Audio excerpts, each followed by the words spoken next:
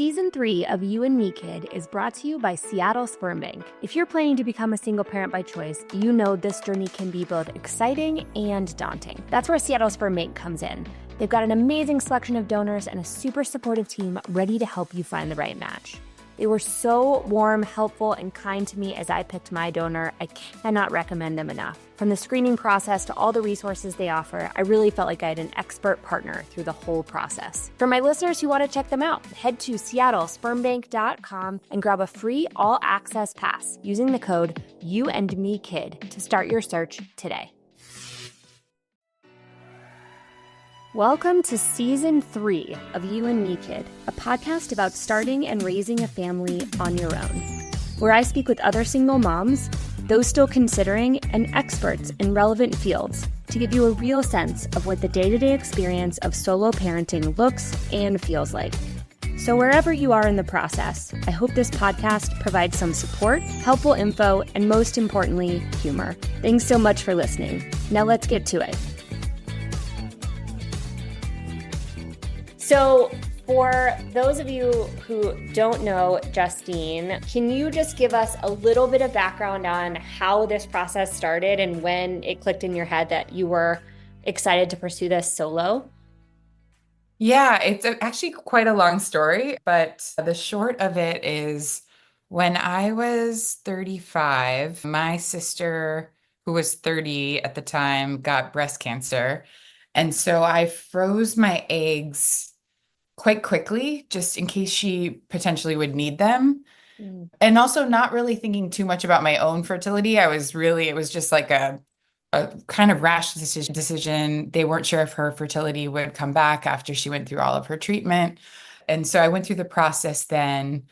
And luckily, she was able to go through all of the steps, which was obviously incredibly difficult, but she is currently cancer-free. But then she also had a little baby boy. So I have a beautiful nephew, Augie. And so she didn't need my eggs. And then I just kept getting older during all of that time. Turns out, right? And then as I was getting closer to 40, I realized I had this clarity that I did want to pursue having a baby. And I decided that I was going to just go for it. So I started a couple rounds of IVF at that point, and I did one end of last year, and then I did another one at the beginning of this year. And actually, neither one of them worked. And so I de-thawed the previously frozen eggs and fertilized them. I got 2 embryos and my transfer worked. And so I got pregnant in March, and I am now 39 weeks pregnant. Very Crazy. close to the end. Yeah, about to have a baby. Oh my God. You're the only one that I've talked to in 3 seasons that is this close to birth. So this is actually pretty awesome. What is going through your head a week before this baby comes that you've now been working so many years for? What's going through your head and your heart? So many things. I'm trying to remind myself that regardless of anyone's situation, no parent feels fully ready. I think there's just 1 million things that you feel like pressure that you need to buy. There's just a lot of life things to get in order, but there's a great uncertainty as to when I will go into labor, and it could be any day. And so I'm trying to remind myself to just give myself a bit of grace of I'm doing everything I possibly can to prepare for this. And also I'm an entrepreneur, so just getting to the point where I'm trying to wrap up some of my current client work, but also wanting to work until the last moment just for my own sanity. I don't really want to just be sitting around waiting. So it's a little bit of a dance there that I'm trying to do, but I feel both excited and nervous Yeah. in this moment.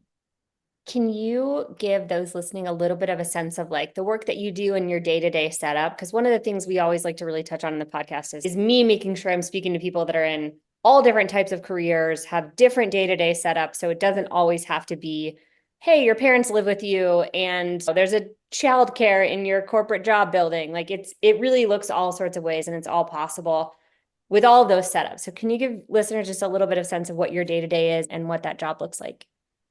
Yeah, for sure. I have my own company and I do social impact advising. So I work with nonprofits, philanthropy, social impact companies, mostly in the climate space.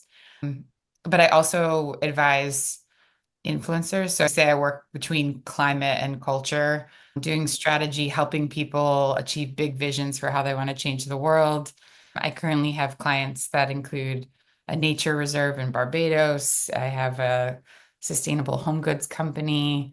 I'm doing a climate finance gathering in Jamaica next year. I have a lot of just really disparate kinds of clients, which is super interesting. And I really love the work. I've had the company for a little over a year. In the lead up to having the baby, I did have a couple job opportunities come my way, and I've gone on the journey of exploring them because I think I wasn't sure if being an entrepreneur was the right risk level to be at going into having a baby. And so I did explore those job opportunities. I am feeling right now in this very moment that staying an entrepreneur is going to hopefully be the right move because I'm having a lot of really interesting opportunities come my way. I'm trusting the universe that after I take a little bit of maternity leave, that more opportunities are going to come my way. I think there's a lot of important work that's going to need to get done next year. So I'm really post-election. I'm Yeah. really feeling grateful that I have the chance to hopefully work on stuff around reproductive freedom, democracy.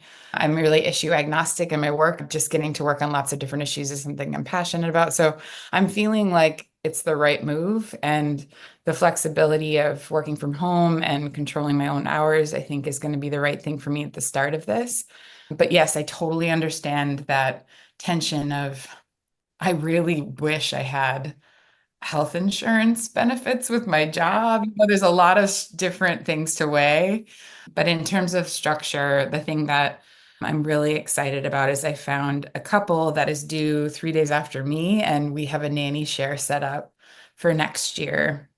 And so knowing that I will be able to go back to work, that doing the nanny share approach is really going to save all three of us a lot of cost. And it's been really fun to be on the journey with them and figuring this out. Yeah. So it feels like the right setup for me in this moment. You answered my next question, which was what is the loose plan going into meeting this person who you haven't met yet? And they change everything when their unique personality comes into the picture. But that seems like a great plan. And the other thing I wanted to hit on too is you live in New York City, which the thought of being a parent and having a baby in New York as someone who's never lived in a major city is so overwhelming to me. But do these folks live near you? Like, how did you get that set up going? I don't know if I'm making the right move, to be honest, but I know it's the right move for the beginning of the life of this baby Yeah. because the benefit of being in a city, I think the two things that stand out to me is just the proximity of my community. I have so many friends that live so close. So to be able to like call someone at a moment's notice and have their support or to even access this really beautiful thing happens when you become pregnant in the city is like there are so many groups you can access. So Mm. there's just a beautiful circular economy in my neighborhood of people on WhatsApp offering free stuff or stuff for sale or just advice, activities. It's been so neat to see that this like little community exists within my community where I can access these resources. That's been really wonderful. But also, I think in the first 6 months of this baby's life, I'm going to be walking a lot. And the city is so perfect for that. So just pick up a friend, go to a coffee shop, just walk around. So to just be on the move and seeing people, I think is going to make me feel just in community, and I'm really glad for that. I also have the benefit of my mom is coming. My mom and my stepdad are coming for the first month of the baby's life and staying really close to me, so I will have a little bit of additional support as well. I love that. I love that. My brain always in New York goes, do you need a different gear? Is it smaller? Does it make turns better? Like I'm thinking of the subway and the stairs but You City do. people are not phased by this stuff, so it's just, Everything's just smaller. And yeah. my apartment is, I want to say 300 square feet. I have the smallest apartment. I have some outdoor area, but so Yeah. that's something I am questioning too, is like I am living in a very small space, but it Yeah. has allowed me to really shed all of the pressure of capitalism is when you feel it Yes. most, you get pregnant. It's just my Instagram, everything is buy, buy, buy. You need all this stuff. And I just don't have room for it. So I have, I think it's a blessing because the yeah, stuff monster, we did an episode actually in season 2 about stuff because I had anxiety about stuff too. And it seems like you did a good job of getting the essentials and saying no to the rest. Because you're right. It's like I have a 1,200 square foot house and a garage, and it still was too much. I was like, I can't, just mentally, I couldn't handle the stuff. So good for you for minimizing as much as you could, even though it probably still feels like a lot. it does. Yeah. And I also, yeah, I don't know long term, once the baby starts crawling, maybe this apartment won't be the right size. Or New York Yeah. City might not be the right size. I don't know. Yeah. I not sure how I'll feel, but I'll meet the little one and then That's right. we'll It's see. like preparing for a dinner and not knowing who's going to come in the other chair. Like you have no idea what you're going to talk about or if you're going to hit it. Like you just don't know. There's just like this full personality that's coming and you haven't met them. And so there's only so much preparation you can do before you guys meet. I love how you're thinking about this because I've talked a lot in the podcast and we've talked also about just the constant recalibration that's part of for me being a parent and like that constant of what do we need today? What do we need this weekend? Did we make a plan that no longer fits us? Are we living in a place that no longer fits us? Do we have the community or do we need to make some shifts in who we're spending time with? It's just this constant shift of what's going to feed this family dynamic and what's going to make me feel supported and her feel supported. And it's always changing. The only stable part of it is that it's always changing. And as long as you constantly have a sense of here's what we need this week or today, and we're also willing to drop it 5 minutes before it was supposed to happen, if that's not going to work, then you're good. For sure. That Yeah. makes sense. So you're going to have a nanny share with a friend, and are you going to take some time off work or are you going to try to do both? Yeah, I'm definitely taking off from when the baby's born, the rest of December and all of January, and then probably Feb, most of it. But I'm just saying to clients, I'll be back in touch. Yeah.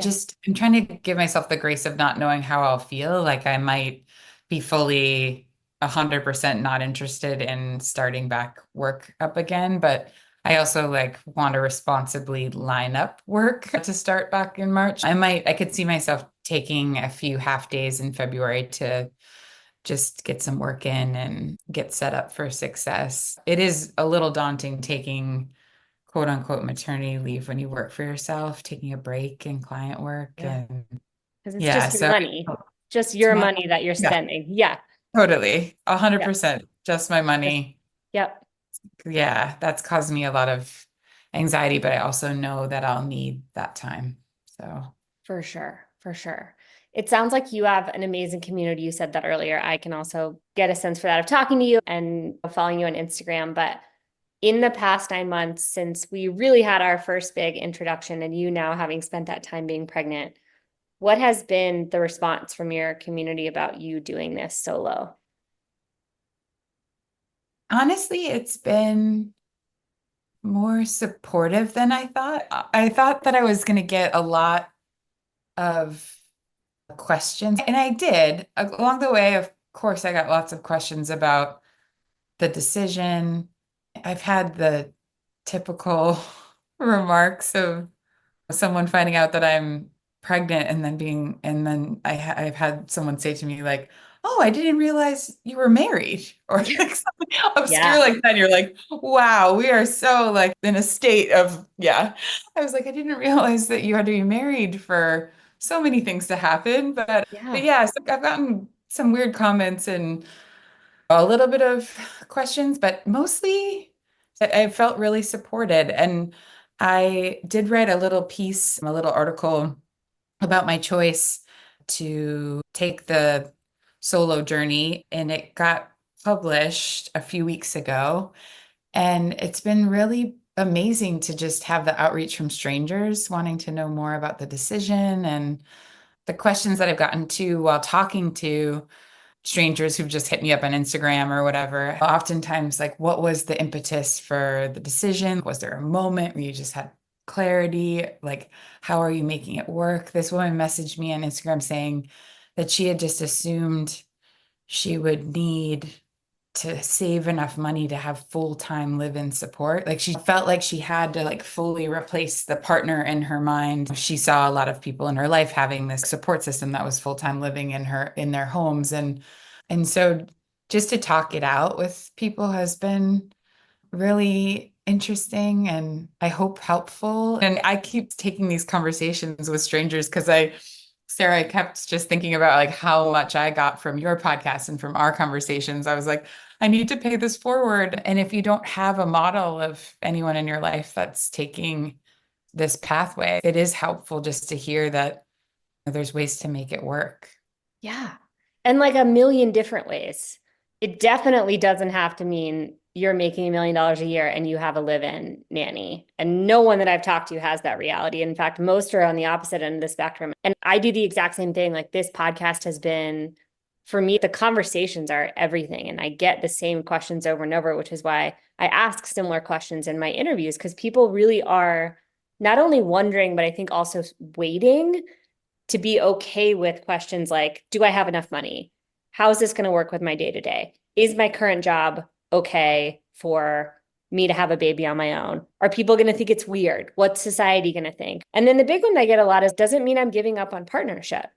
Yeah. And that I fully in my heart believe that I'm not. I think I can probably speak for you when I say that, because I think you're on a similar path as me. But I think there is certainly the misconception that you're choosing this instead of partnership. And I really believe that's not the case. You're just shifting the order. I've also been single for a long time and I'm still single 2 years into having a baby, but so I can't quite say that I've checked that box, but it's a lot of the same questions and concerns and reasons to wait, I think. That assumption shocked me, I guess, in terms of the reactions I got from people. I had a lot of people who would just say passively, oh, I wish I could have introduced you to this person 6 months ago. And I'm like confused by the idea that just because I've chosen to have a baby, that suddenly that door is closed. Like that, it really did not dawn on me. And honestly, I have gone on dates while being pregnant. You're pregnant for 9 months. It's a really long time of your life. I don't feel at all like this decision is closing off that part of me. I hope that it ends up being a beautiful filter for my life moving forward of the people I should date. Like, obviously, they'd Yeah. have to be okay with the other person that's going to be a part of my life, but that's the only thing.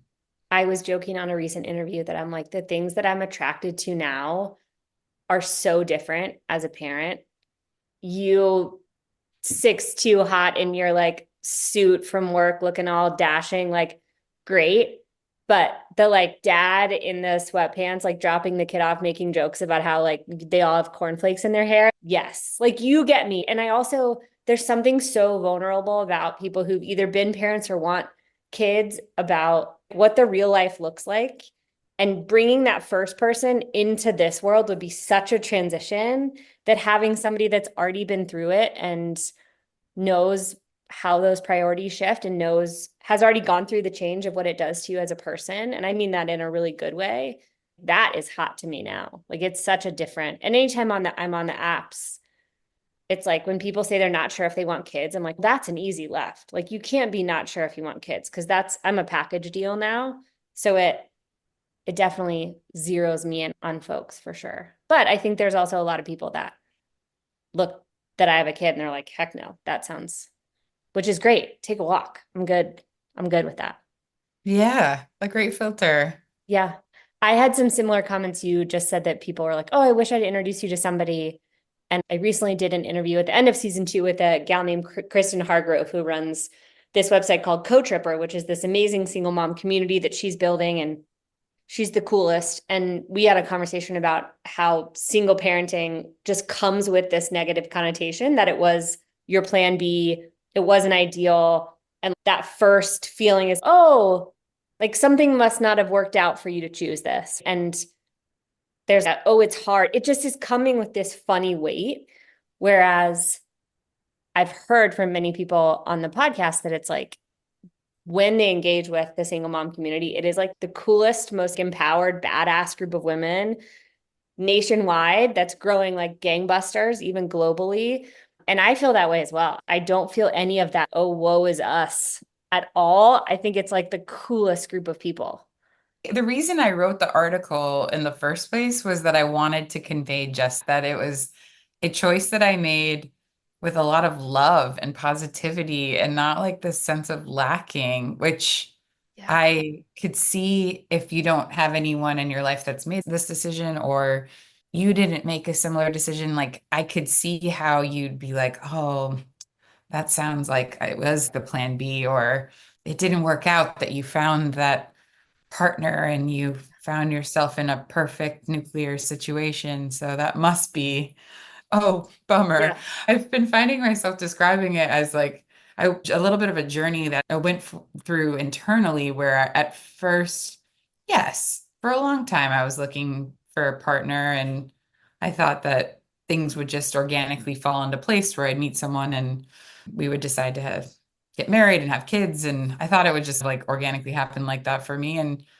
it didn't, but I also had a lot of fun along the way and dated some wonderful people, not so wonderful people. But I think it wasn't like suddenly I hit this point where I was like, oh, I should have a baby by myself. It honestly was just this process of I should take the steps necessary to prepare myself for maybe I will want to.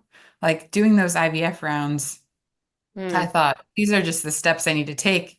All these steps take a long time. Who knows when I'll transfer an embryo or if I will transfer an embryo, but I just want to be prepared and have the option. And then it kept taking a long time. And the more I was going down the path, I was like, I think I really want this. I just have the baby. Like, so just, I Yeah. don't know, it's a little organic.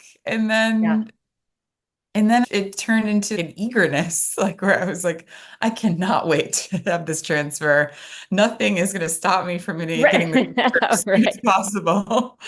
It's Um, funny how that happens. And I always tell people too, it's so many folks don't start the process because they're unsure. And I'm like, start the process. And if that means just having an appointment with a fertility clinic or an adoption company, like just do the first thing. Because as you said, if this isn't right for you, the finances and the big decisions that you have to make through this process are going to make it clear, I think, if this isn't for you. And you can pull back at any time until you get that's knocked up, you're good to pull back at any time.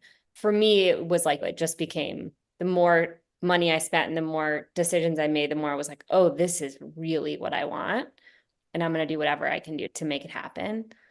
none of it's easy. All those steps are No, difficult. So yeah, it does. those are not small. And then when you're working full time, but having to manage the amount of appointments and tracking down deals on fertility drugs. It's Yeah. just a lot. It's a lot. So it does I feel like that's such good advice. Just start the process, start going down the path. Maybe your life could change at any moment's notice. Maybe you will meet someone. You may never Yeah. need those eggs or embryos or whatever, but to give yourself the best shot at something you know that you want, Yeah. why not? Go until it doesn't feel good and then hit pause or decide not to do it anymore. If you don't like your team, back up and find one you do, or there's nothing you can't walk back in the process if it starts to feel wrong, even if you've told people you're doing it. Like you just have to take it step by step, I think. But I had the experience with you where it made me even more gung ho the more and more I went. And the more times that I would feel a little bit of heartbreak around it not working or me not getting the eggs I was looking for. And now I would love to have more kids. There's no way. The women I've interviewed with two kids is so I have one gal who I've interviewed that just has had her third baby solo, and I'm like, my mind is blown. But there's no way with a toddler I could do it, which makes me wish I'd started earlier, but it's what it is. But I feel like also advice you've given on the podcast that I've really appreciated is that oftentimes with parenthood, there's so much focus and attention on the negative aspects. And I feel just hearing about your journey and your first couple weeks with your baby and how it was so magical and special. and you felt like you were going to need more support, but you were just so happy being in your bubble. I just have appreciated too the perspective that I think is beyond being a solo parent by choice. It's also just being a parent that so often you don't hear about all of the really positive, beautiful things that come with Yeah. parenting. Yeah. So, And I uh, do think that and I would say prior to having a baby, like I had a pretty joyful life. I'm a pretty happy, optimistic person. And there's like a simple joy that kids have. Ellie will laugh at the most ridiculous thing. This morning she woke up and there was snow outside and she like freaked out, or some silly thing that doesn't make sense to me. And so there's so much more laughter. There's so much more joy. And I'm exhausted all the time. She's a crazy little 2.5-year-old tyrant, but there's so much joy that comes with it. And I agree with you. I don't think that's talked about enough. And it is easy to lean into the I'm so tired, or the this is really hard with the tantrums, or this. But at the end of the day, like there's absolutely more joy in my life than there was before. And my life was pretty darn awesome prior. And so it's it's good to be able to say that. I will say, and I'll share this with you because I haven't done an interview since this happened. I always like to share the moments where I think about partnership or that are a little bit harder for me. And I just went on my first international trip with Ellie. We went to Mexico for election week and it was awesome. And I went with a good friend of mine and her husband and their 3.5-year-old. And prior to the trip, I was thinking about all the things like logistics and passports and whatever. And I knew that I'd set up a trip that was going to be easy for us and restful for us. And what was interesting is my main takeaway driving home from the airport when we got back was that for this entire week, I'd had these two other people doing these just like small kindnesses for me that they do for themselves all the time, for each other all the time. Like the coffee was just made, or one of us, when we made breakfast, would make breakfast for everyone else, or all of a sudden my laundry would just be in the washing machine. And I was so grateful for that. And I also hadn't realized that I'd missed it until I went on the trip. And I came back and was like, oh, it was like this really interesting mix of, oh, that felt so good. And oh, I miss it a little bit. And how nice that must be for them in partnership to have that, which was a surprise takeaway, I think. luckily, as much as I was worried it would happen, I've had a pretty easy pregnancy, but I have had moments where I'm like, oh, I wish somebody could just make me a cup of tea. But something I am trying to channel, and I don't know if I will be effective at it, that I'm going to try to ask for that support of my community as much as I can remember. I have in my mind that I will get up the courage to be like, I really need you to bring me flowers today. To really be specific about what is going to fill my cup that day. I'm not necessarily the greatest at asking for help, but I've been trying to do a lot of work internally on in this first few months when I do need support or anything little like that, or someone to come and do laundry for me because I don't have laundry in my apartment. Like asking Yeah. for the things that would be those little niceties that would make a big difference. I would love nothing more than to hear from you that you're actually doing it. Because if you flip the script, if you go to visit a friend with a baby right now, or even prior to you being pregnant, and they're like, can you just make me a coffee? Or I know this sounds weird, but can you just throw my laundry? Like you wouldn't even hesitate. No, And you would feel really good about being able to help them that way. And it is the little things. It's like taking the trash out, especially in an apartment building. Take the trash out, throw the laundry in the washer, take the laundry out of the dryer, maybe throw some dishes in the dishwasher. Hand me my coffee that I made an hour ago and I've been sitting with the baby and I haven't been able to go get. Or can you get me my phone charger? It's just the little stuff. yeah, And I think one of my big like also takeaways of having a baby was like the people that showed up for me in that way would just show up and be like, hey, I'm just going to grab this trash on the way out. Like they wouldn't even think about it. I'm like, clearly you've been through this before and you know what would help. And I also felt, oh my God, I could have been so much helpful to my friends when they were pregnant 10 years ago. totally. Think about that stuff because I didn't know it was a thing. And gosh, I would love it if you actually did that. And when people are like, hey, I'm coming to see you, can I get anything? Instead of being like, just bring yourself, be like, ooh, am I Give out of me a bottle of yeah, wine. do I want some chocolate or like a cheeseburger? Like really tell them because if I were on the other end of that text, I'd be so stoked to have an A actual mission. perfect a mission. Yeah, and Yeah, know that it was going to make your day. this is good. It's reinforcing that I Yes, need to do do it. this. Please do it and report back. I would love that because I did not do as good of a job of that as I could because I just wanted to see people. And so in the moment, I was just so happy that they were coming over. But I do remember a lot of people would be like, I have one friend who would always ask, "Can I bring you a fancy coffee?" And I was like, "Yeah, you can. You definitely can." And that always made me really happy. And a couple friends did just take the trash out, and that felt great. And I've shared on the podcast before, and I'll share again. My brother, somebody very smart, gave my brother the advice that the best question to ask me was, "How can I be helpful?" And he still to this day does it. And it's usually, I need my phone charger. Nellie's bigger now, but when she was a baby, you sit down and you don't move for a while, or you can't move because they're sleeping. And so it's like usually the thing that's just out of reach that you want. But it's a really powerful question. And so I think you'll be, if you experiment with it a few times over text with people when they're like, anything you need, and you're like, "Ooh, I do need this thing," see what happens. But I bet they'd be stoked. Yeah, I like the challenge of just thinking of the thing that I do need and being specific about it Yeah. every time I'm asked. Yeah. Are you, and this is me not coming from a city place, but baby's going to come home to your house, to your apartment. Are you just planning on nesting for a little bit? Do you have, oh, the family's going to come in. Are they going to stay with you or close by? Close by. Yeah, nesting. I do have a car, or I'm going to have a car by the end of this week from my uncle in New Jersey. Oh, wow. So yes, I am going to be here, but we'll be a little bit mobile, maybe in January or February, going upstate and yeah, being in nature a little bit, Yeah, getting to just the getting a little city. more space. Yeah, so we'll see. I have some friends upstate or a family and not too far away. So yeah, I don't have really a plan beyond December, to be honest, just because I don't know Sure. how I'll Yeah. feel. But the plan is to just be local for Yeah. December. I think that sounds like an amazing plan. One of the things I did that got not a lot of great initial feedback was when Ellie was 3 weeks, I took her to Jackson Hole for a month to see my good friends up there. And the first feedback was like, "You're what? Like, you're going to drive up there? Like, why don't you just stay home?" My mom had a really negative reaction to it. And then the people that had kids in my life were like, "Yeah, this is, if there's ever going to be a time where she's going to be in the car for 8 hours and be fine, this is it. So you might as well go."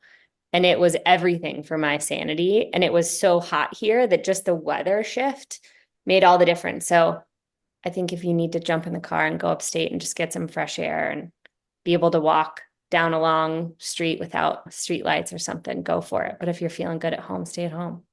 Yeah, I also want the baby to get used to, and maybe this is very naive of me to say, but my lifestyle and career has and will continue to have a lot of travel in it. So I am throwing an event in Jamaica in April. And so this baby, whether they've been on a plane yet at that point or not, is coming with me internationally 4 or 5 months into its life. So yeah, that I'm hoping we can get used to being in the car. And I do hope while the baby is quite small that we can move around a bit. Next year, I Yeah. have a wedding in Europe too. And I'm like, yes, we're going. It might be the Yeah.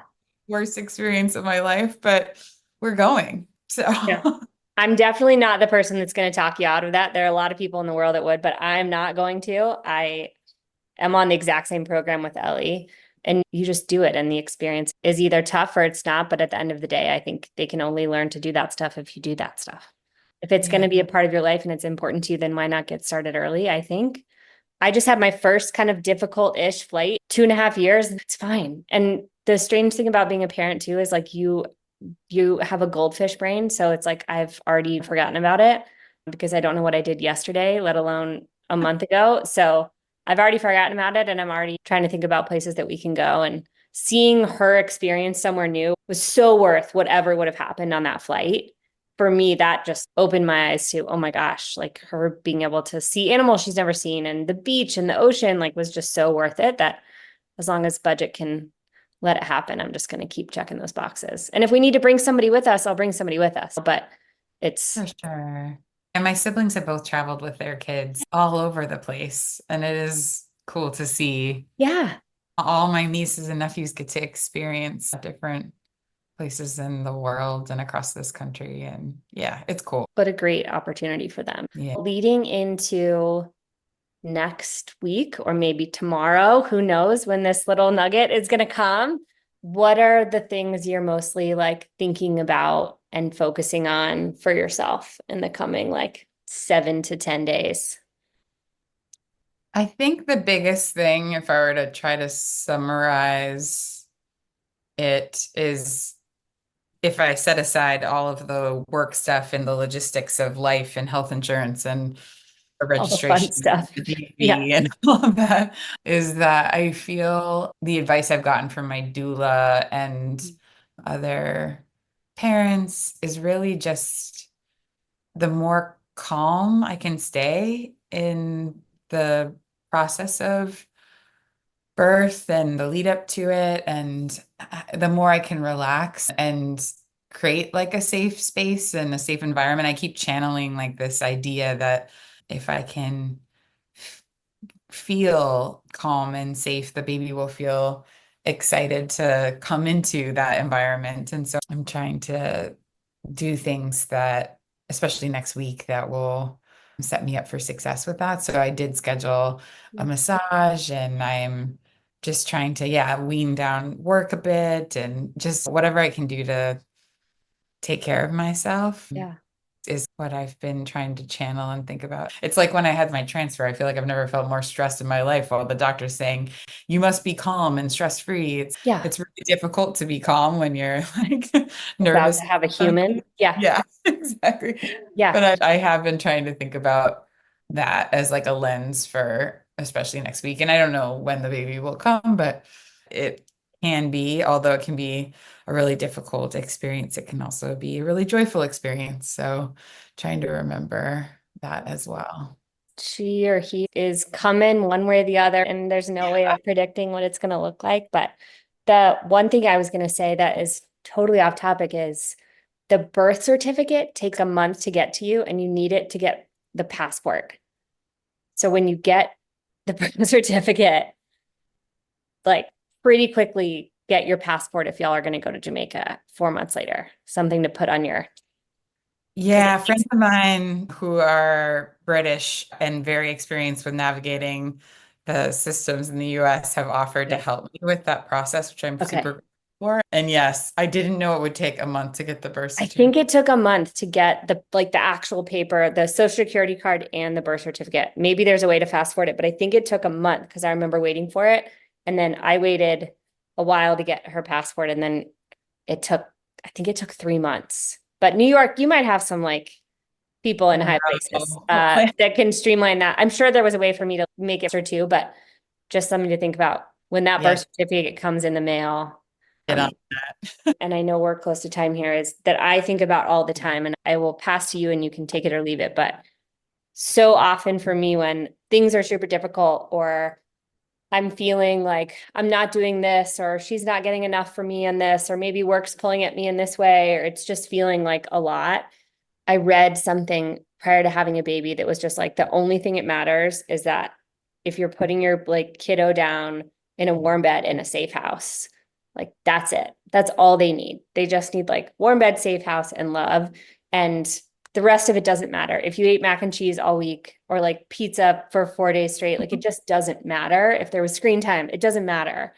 And that for me is like, I have to really tell myself that a lot, because it's easy for me to be like, oh, I should be doing this or this, especially like behaviorally. But I do probably like once every couple days tell myself like, warm bed, safe house, everyone's fine. She's fine. Yeah. And so if that is any help to you in the ups and downs of the next few months, use it or throw it away. I will. Seems like really good advice. Thank you, Sarah. Thanks so much for listening to today's episode. I hope you enjoyed it. For more information about the podcast or me, go to youandmekidpod.com. See you soon. Thank you for listening to this episode. If you or your company are looking to jump into the podcast world, now is the time. The Plug Agency is here to connect you to the full power of podcasting. You just record and leave the rest to us.